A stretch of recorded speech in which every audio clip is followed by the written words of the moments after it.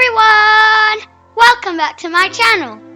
Today I'll be talking to you about Navratri, one of the most famous festivals in India. The book that I will be reading from is from Wilco Picture Library. The school bus rumbled to a halt at the corner of the leafy lane and Chitalawedi was shaken out of its afternoon slumber. Children tumbled out of the bus and chattered gaily as they skipped home, relieved that the hard part of the day was now over. Ranga panted a bit as he tried to keep up with Geeta. His mother was away that afternoon and Geeta's grandmother, Ba, had offered to look after him. Geeta rushed up the steps to the veranda where Ba was swinging gently on a large lacquered swing. Ba, how could you have asked Ranga home? Do you know what he carries in his pocket these days? Geeta asked with obvious disgust. Ba looked inquiringly at Ranga. He hesitated, but her smile was encouraging.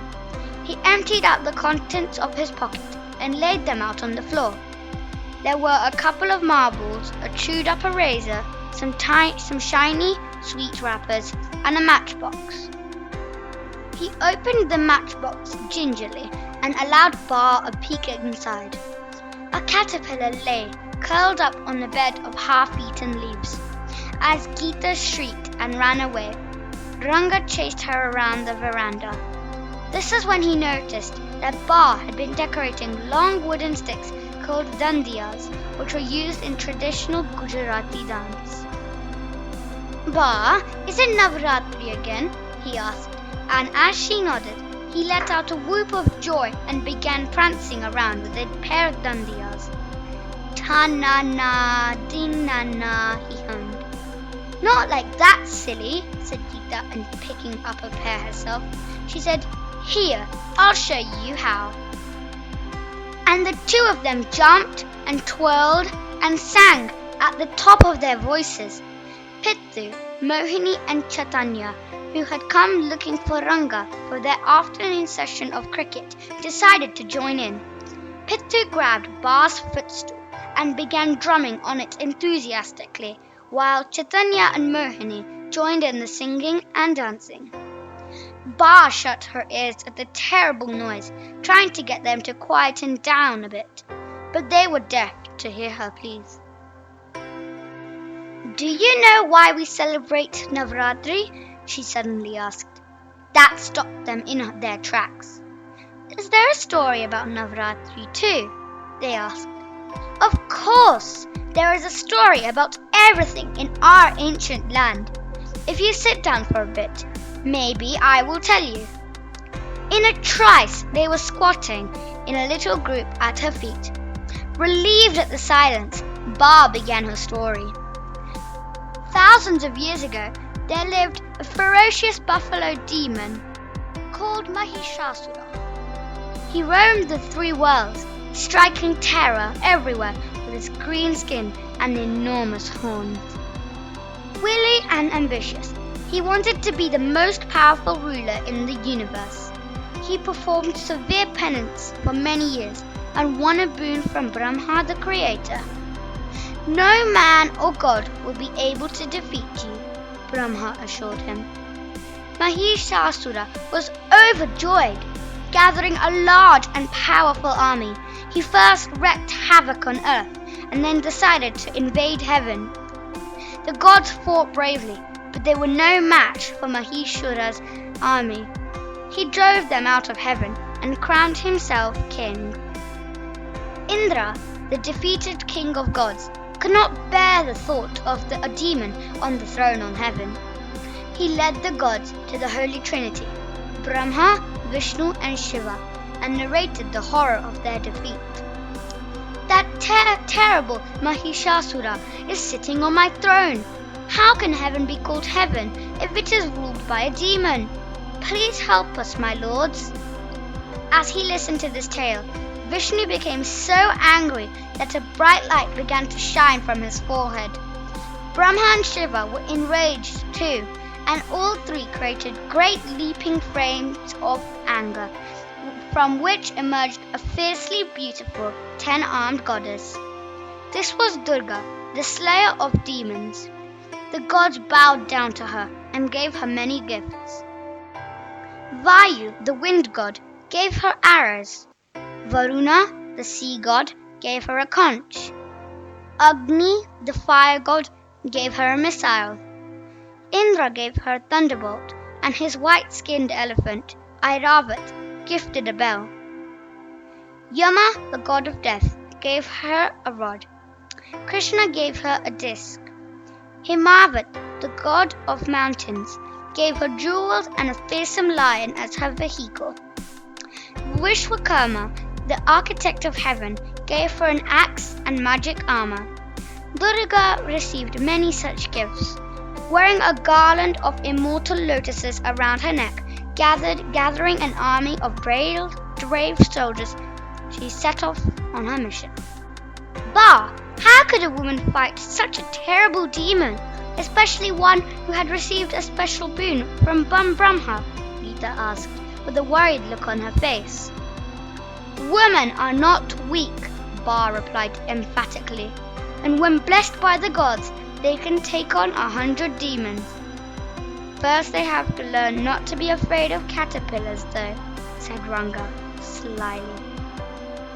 Ba chortled in delight and mussed up his hair. In any case, she continued, Brahma had said no man or god would be able to slay Mahisha. Now here was this great goddess, a combination of beauty and power. Armed with terrible weapons, she rode off on her lion to unseat Mahishasura from the throne of heaven. The demons watched her approach, impressed by her power. The speed and power with which she rode made mountains crash in 1,000 landslides. Continents were torn apart and new mountain ranges emerged. Mahishasura realized this was no ordinary woman and sent his army to stop her. Her eyes blazed with anger, and she struck them down with ease, with her 10 arms flashing her weapons with incredible speed and accuracy. Ba's small frame shook as she described the wrath of Durga.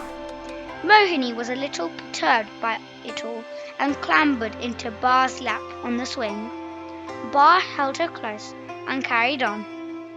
Soon the battlefield was littered with the bodies of defeated commanders. Horses and elephants too lay bleeding. She would breathe her own army back to life, making them even more powerful than before.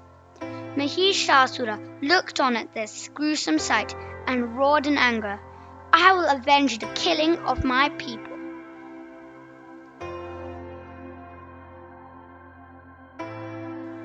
Taking the form of a buffalo, he charged into the battlefield. He thrashed his mighty tail and sent Durga's soldiers flying. He was a clawing, biting beast, goring her army with his horns. He was soon approaching the goddess herself. Durga threw a noose around his neck, but he turned himself into a lion and escaped. She beheaded the lion, but he escaped again, taking the form of a man. Now she brought him down with a rain of arrows. Yet again the demon escaped, this time becoming an elephant, goring her lion with his tusks. Durga was furious.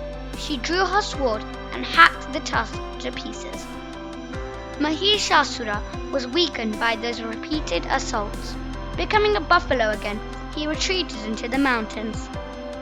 From there, he hurled boulders at Durga. She decided his time was up. Drinking deeply from the nectar Lord Kubera had given her, she jumped on him and held him down with her left foot. Grabbing his head, she pinned him down with her spear. Her sword flashed briefly as she beheaded him. And that was the end of the demon Mahishasura. The children cheered and clapped in relief. They had become almost breathless with all the excitement of the battle. Did Indra become king again, Ba? Chaitanya asked. Oh yes, all the gods returned to their glory and there was peace in the 3 worlds, thanks to Durga. She had fought the battle for 9 nights, which is why we celebrate Navratri. Nav means 9 and Ratri as nights, of course. On the 10th day, she defeated Mahishasura, so that day is known as Vijayadashmi. It is celebrated throughout the country as the day on which good triumphed over evil. In Gujarat, people express their joy by dancing their Garba and Dandiya Ras all through the Navratri period. The Garbi, or the painted pot we place in the center with a light inside and oil lamps all around, is in honor of the mother goddess, none other than our ferocious Durga. That did it. They were on their feet, grabbing the Dandiyas, dancing all around Ba. Suddenly, Pithu stopped to ask Ba, "What does Ravana have to do with the story?" "His effigy is burned every year in the public park." "Ah, yes," said Ba.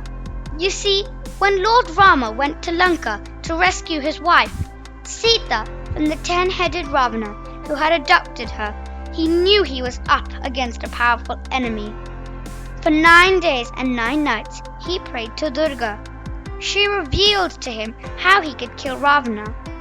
On the 10th day, called Dussehra, he did just that. In many places in northern India, they perform the Ram Leela, a drama based on the Ramayana, for 9 days before Dussehra. Burning his effigy symbolizes his defeat and the victory of good over evil." Chaitanya spoke up. "Ba, last year I had missed Navratri here because I was visiting my grandmother. She told me we call it Durga Puja in West Bengal." "That's right, my little one," Ba said. "In West Bengal, huge idols of Durga are worshipped in every area, just like Ganesha is worshipped in Maharashtra. On the 10th day, the idol is immersed into the sea or river. In South India, the celebrations in Mysore are the most famous. People travel there from all parts of the country to witness the grand spectacle. There are processions of richly decorated elephants and guardsmen mounted on horseback. The idol of Chamundaswari, as Durga is known there, was carried from the Mysore palace through the city in a beautiful gold seat called the Howdah, which is placed on top of an elephant. In the evening, there is a grand display of fireworks." In Punjab, however, Navratri is a period of fasting for 7 days. The fast is broken on the 8th day, the Ashtami. Young girls are invited for special meals of puri, halwa and chana. "What is it now, Ranga?"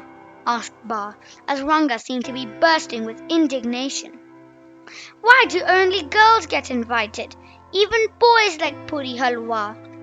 "Well, girls are treated like little goddesses on Navratri. Their feet are washed, and they get new bangles and red chunnis to wear. Now you wouldn't like that, would you?" Ba asked mischievously. "Of course not, but still, it is not fair. Girls always have to have all the goodies," he grumbled under his breath. Geeta giggled and whispered something in Mohini's ears. The two looked at Ranga and giggled some more. Ranga glared at them for a minute and darted into the garden. They watched him as he dived into the bushes, wondering what on earth he was up to. Finally, he emerged and approached Geeta with a menacing look on his round face, opening his fist under her nose to reveal a rather puzzled caterpillar. She screamed and ran down the steps to the back of their house with Ranga in hot pursuit.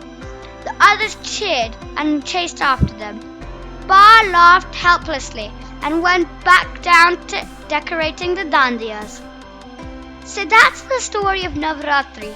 I hope you enjoyed it. Did you? Well, I did. Thank you for listening and see you soon for the next festival. See you next time.